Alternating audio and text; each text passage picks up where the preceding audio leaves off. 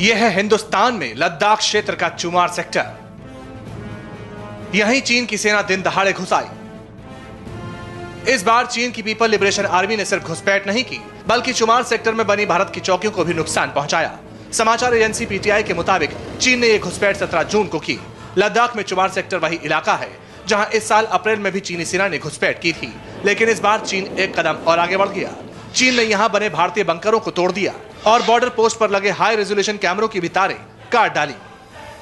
इन कैमरों के जरिए भारत में चीन की घुसपैठ पर नजर रखी जाती थी। इस पूरी घटना के बारे में सरकार को खुफिया एजेंसियों से पता चला। चीन की घुसपैठ की बात आईटीबीपी ने भी मानी। चाइना बहुत क्लियर मैसेज दे रहा है आपको, जो रिसेंट वाकया हुआ है कि आपकी औकात क्या है, वो आपको नीचा दिखा रहा है। वो हर जगह आपको बिलिटल करने की कोशिश कर रहा है, क्योंकि उसको पता है कि आपका एक्शन नहीं आएगा, रिएक्शन नहीं आएगा।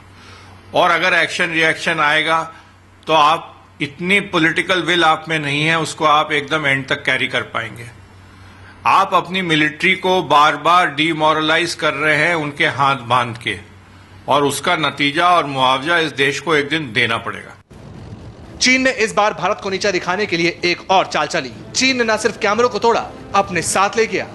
और बताया जा रहा है कि 3 जुलाई को चुशुल सेक्टर में हुई फ्लैग मीटिंग में ये कैमरे वापस भी कर दिए। वो ये दिखाकर चले गए कि अगर हम पर नजर रखने की कोशिश की तो यही हाल होगा। ईमानदारी दिखा रहे हैं कि हम आपकी तोड़फोड़ करते हैं, लेकिन आपका सामान ले गए थे तो ये आप सामान पकड़ लीजिए। उसमें ही हमारे शायद कुछ मंत्री लोग बहुत खुश हो जाएंगे दिल्ली में। लेकिन what they are doing is to belittle you, to put you into shame, और आप उसका जवाब नहीं दे पा रहे हैं। और ये भारत के सेल्फ रिस्पेक्ट के लिए बहुत बड़ा धक्का है। और इट्स वेरी अनफॉर्चुनेट कि आज ऐसा लग रहा है कि दिल्ली में तुगलक की फौज बैठी हुई है। सबसे बड़ी बात यह है कि चीन की सेना के जवान हिंदी बोल रहे थे।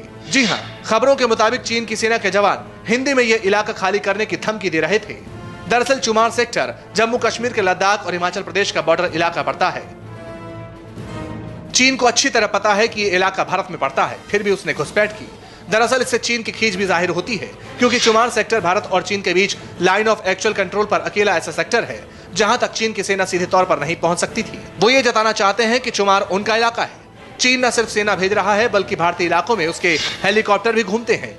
पिछले साल चीन ने इस इलाके में हेलीकॉप्टर से अपने कुछ जवान उतारे थे, जिसके बाद उन्होंने न सिर्फ सेना बल्कि आईटीबीपी के स्टोरेज टेंटों को भी उखाड़ कर फेंक दिया था। तब भी भारत सरकार ने शिकायत के अलावा कुछ नहीं किया था। इस बार भी भारत सरकार की तरफ से इस मामले पर कुछ भी नहीं कहा गया है। भारत को चीन को उसी भाषा में जवाब देना चाहिए, और मुझे नहीं लगता, मैं नहीं समझ पा रहा हूँ कि भारत सरकार क्यों बार बार झुकती रहती है। आंख दिखाना, आंख न दिखाना एक डिप्लोमेटिक रास्ता है। अगर कोई और रास्ता है तो आप हमें अवश्य बनाएं। अगर कोई आंख दिखाता है तो अगर युद्ध ही एक लड़ाई है, अगर युद्ध ही एक सवाल है, क्या हम सारे अपने पड़ोसियों से और पूरे देश से युद्ध करते रहे? डिप्लोमेटिक चैनल्स चालू हैं। विपक्षी रिश्तों के लिए ये बहुत ही नकारात्मक होगा कि अगर बार बार इस प्रकार का इंट्रूजन होगा और एक जानकारी नहीं होगा एक हमारे जैसे देश में, और चीन के तरफ से ये धारणा बन जाती है कि वो जितना सैनिक दबाव से आगे बढ़ सकते हैं वो बढ़ेंगे, और भारत के तरफ से किसी प्रकार का रिस्पांस नहीं होगा। मैं ये नहीं कह रहा हूँ कि हमको सैनिक तनाव बढ़ाना चाहिए, परंतु हमको राजनीतिक दृढ़ता जो है साबित करना बहुत जरूरी है।